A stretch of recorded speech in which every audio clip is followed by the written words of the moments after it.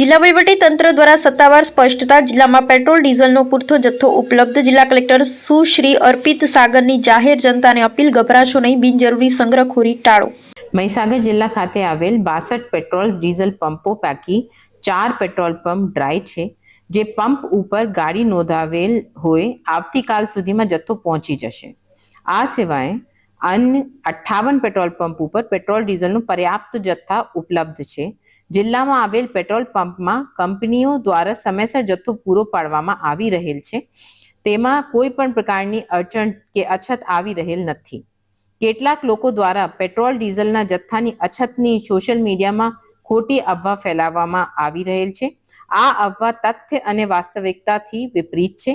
આ અફવાથી વાહન ચાલકો દ્વારા મોટી સંખ્યામાં પેટ્રોલ પંપો પર પેટ્રોલ ડીઝલ પુરાવવા લાંબી કતારો લગાવવામાં આવી રહેલ છે। જિલ્લા વહીવટી તંત્ર પેટ્રોલ પંપ અને ઓઇલ રિફાઇનરીઓ સાથે સતત સંપર્કમાં છે અને પેટ્રોલ પંપ ધારકો તેમના વેચાણ મુજબનો જથ્થો સમયસર પૂરો પાડવામાં આવી રહેલ છે।